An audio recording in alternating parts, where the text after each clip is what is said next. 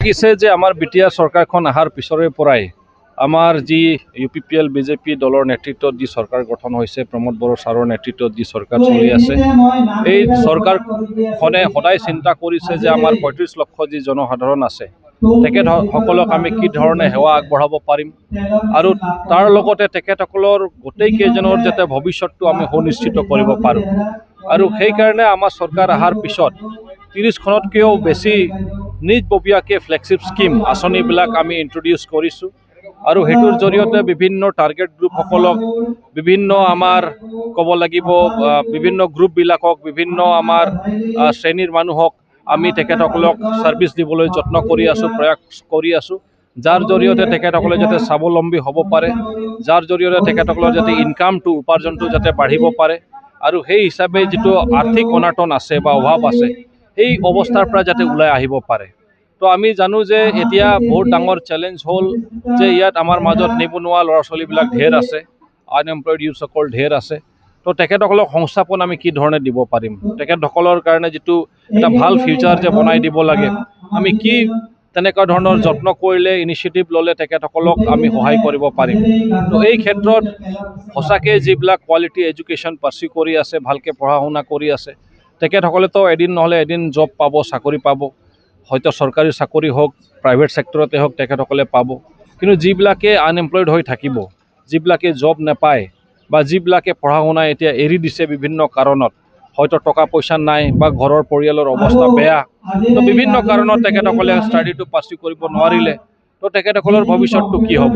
তো এইখিনি কথা আমাৰ প্ৰমোদ বড়ো ডাঙৰীয়াই বহুত গভীৰভাৱে চিন্তা কৰিছে আৰু চিন্তা কৰাৰ পিছত তেখেতে আমাৰ মই যিটো বিভাগ চাই আছোঁ, skill employment and entrepreneurship department, এই স্কিল বিভাগখনক তেখেতে এটা দায়িত্ব প্ৰদান কৰিলে যে ITI বিলাকত যিটো টেকনিকেল কোৰ্চবিলাকতো চলি আছে, তাৰ বাহিৰেও বিভিন্ন প্ৰশিক্ষণ কেন্দ্ৰ, ট্ৰেইনিং চেণ্টাৰ স্থাপন কৰিব লাগে বা ট্ৰেইনিং চেণ্টাৰৰ জৰিয়তে ইউথসকলক, আনএমপ্লয়ড ইউথসকলক, আমাৰ ড্ৰপআউটছবিলাকক তেখেতসকলক যাতে স্কিল ট্ৰেইনিং দিয়াই, তেখেতসকলক যাতে আমি স্বনিয়োজিত হোৱাৰ কাৰণে, স্বাৱলম্বী হোৱাৰ কাৰণে, তেখেতসকলে উপাৰ্জন কৰাৰ কাৰণে যাতে ৰাস্তা উলিয়াই দিব পাৰোঁ। আজি খুবেই ভাল লাগিছে যে আমাৰ ননৈ চৰফাং সমষ্টিৰ অধীনতো আমাৰ যিটো বামনজুলি অঞ্চল আছে, ইয়াত আমাৰ টেইলৰিঙৰ কাৰণে ইয়াত আমাৰ বহুতখিনি বাইদেউসকলে, ভণ্টিসকলে তেখেতসকলে প্ৰশিক্ষণ গ্ৰহণ কৰিছে।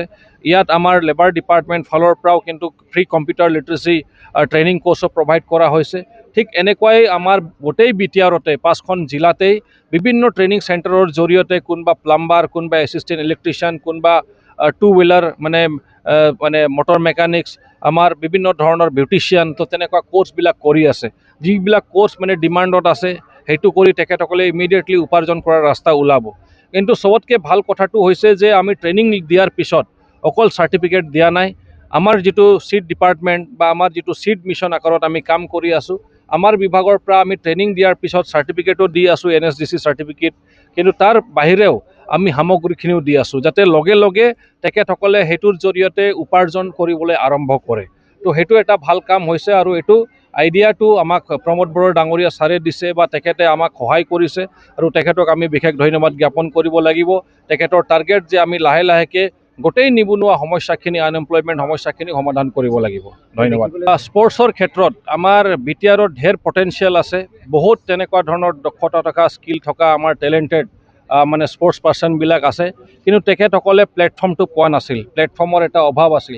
কিন্তু ভাল লাগিছে যে প্ৰমোদ বড়ো ডাঙৰীয়াই সেইখিনি কথা জানে যে ইয়াত আমাৰ ঢেৰ ল'ৰা ছোৱালীবিলাকক তেখেতসকলে স্পৰ্টছৰ প্ৰতি ধাউতি আছে, ইণ্টাৰেষ্ট আছে, আৰু সেই মৰ্মে ক'ব লাগিব যে এইখন চৰকাৰ অহাৰ পিছত আমি কিন্তু ইয়াত ফুটবলৰ প্ৰতি বিশেষ এটা ইয়াত ডিমাণ্ড যিহেতু আছে, সেইটোৰ প্ৰতি এটা ইম্পৰ্টেঞ্চ প্ৰদান কৰা হৈছে ইনিচিয়েলি এই সময়ৰ কাৰণে। আৰু আমি চাইছোঁ যে আমাৰ নৰ্থ ইষ্টত যিমান 6th শ্বেডিউল কাউন্সিল আছে সকলোকে তেখেতে ইনভাইট কৰিছিল, আমন্ত্ৰণ জনাইছিল, আৰু 6th শ্বেডিউল এটা মানে ইণ্টাৰ ষ্টেট যিটো প্ৰিমিয়াৰ লীগ 6th শ্বেডিউল কাউন্সিলবিলাকৰ, সেইটো তেখেতে আহ্বান কৰিছিল, কোকৰাঝাৰত হৈ গ'ল, তাৰ পৰা এটা ঢৌ আহিল, তাৰপিছত আমাৰ ইয়াত ডুৰাণ্ড কাপ আহিল, আমাৰ ইয়াত সন্তোষ ট্ৰফিও খেলা গ'ল। তো এইটো প্ৰথমবাৰৰ বাবে এনেকুৱা হৈ আছে যে স্পৰ্টছৰ এটা মাহোল আহিছে, খেল ধেমালিৰ এটা মাহোল আহিছে, আৰু সেইটোৰ জৰিয়তে এতিয়া আমাৰ দলৰ হৈ, UPPL দলৰ হৈ, চৰকাৰৰ হৈও মানে এতিয়া বিভিন্ন স্পৰ্টছ ক্লাবক সামগ্ৰীবিলাক দিয়া হৈ আছে। যেনেকুৱা কোনোবা যদি ফুটবল ভাল পায়, ফুটবল জাৰ্চি, নেট প্ৰভাইড কৰা হৈ আছে, কোনোবাই যদি ক্ৰিকেট ভাল পায় ক্ৰিকেট ছেট প্ৰভাইড কৰা হৈ আছে, কোনোবা ভলীবল খেলি ভাল পায় ভলীবল আমি প্ৰভাইড কৰি আছোঁ, কেৰম বৰ্ডো প্ৰভাইড কৰি আছোঁ ইনডোৰ গেমছৰ কাৰণে। তো তেনেকুৱা ধৰণৰ মানে বিভিন্ন খেল ধেমালিকো যাতে আমি মানে এটা উৎসাহ দিব পাৰোঁ, যিবিলাকে স্পৰ্টছৰ কাৰণে ভাল পায় তেখেতসকলে স্পৰ্টছত থ্ৰু দি তেখেতসকলে নিজৰ কেৰিয়াৰ পাৰ্চু কৰিব বিচাৰে। কাৰণ স্পৰ্টছ পাৰ্চনবিলাকেও তেখেতসকলৰ ভৱিষ্যতটো বহুত মজবুত হয়। যি স্পৰ্টছ পাৰ্চন ভালকৈ উঠি যাব পাৰে তেখেতে এদিন নিশ্চিতভাৱে মানে লাখপতি কৰোৰপতিও হ'ব পাৰে, এনেকুৱা ধৰণৰ স্ক'প আছে। তো সেইকাৰণে আমি ISL IPLৰ কথা জানো যে প্ৰত্যেকজন প্লেয়াৰ যিসকলে তাতে চান্স পায়, এক একজন প্লেয়াৰৰ এগেইনষ্টত কিমান পইচা প্ৰত্যেকজন ক্লাবে দিয়ে, বহুত টকা দিয়ে। আৰু তেখেতসকলে যদি পপুলাৰ ফেমাছ হৈ যায়, কোম্পানীবিলাকো আহে এডভাৰটাইজমেণ্টৰ কাৰণে, তেখেতসকলক ফিউচাৰত কোচ হিচাপত ৰখা হয় আকৌ। তো তেখেতসকলৰ ইনকাম লাইফত স্পৰ্টছ পাৰ্চনৰো বহুত ভাল ভৱিষ্যত আছে। এইখিনি কথা আমাৰ চিফ ছাৰে বুজি পায় আৰু সেইকাৰণে বহুত স্পৰ্টছৰ এটা মাহোল আনিছে। এতিয়া বড়োলেণ্ড CM কাপ আৰম্ভ হৈছে, প্ৰত্যেক BCDC ৱাইজ আৰু আমাৰ কনষ্টিটুৱেঞ্চি ৱাইজ আৰু তাৰপিছত আমাৰ ডিষ্ট্ৰিক্ট ৱাইজ খেলা হ'ব। লাষ্টত আমাৰ পূৰা BTC কাউন্সিল লেভেলত এটা খেলা হ'ব আৰু সেই খেলৰ জৰিয়তে যিবিলাকে ভাল কৰিব তেখেতসকলেতো প্ৰাইজ পাবই, তেখেতসকলেতো যিবিলাক গিফ্ট বা যিবিলাক প্ৰাইজ মানি হওক, আমাৰ মেডেল হওক, যিখিনি ট্ৰফি হওক সেইবিলাকতো পাবই, চাৰ্টিফিকেট হওক পাবই। কিন্তু তেখেতসকলক আমি কি ধৰণে আগুৱাই লৈ যাম যাতে ভাল খেলুৱৈ হ'ব পাৰে সেইখিনিও আমি প্ৰয়াস কৰি আছোঁ। আৰু ওৱান অফ দি লাৰ্জেষ্ট মানে ফুটবল ইভেণ্ট আমাৰ গোটেই অসমত, গোটেই নৰ্থ ইষ্টত এইটো হ'বলৈ গৈ আছে। এইটো আমাৰ কাৰণে বহুত ডাঙৰ কথা।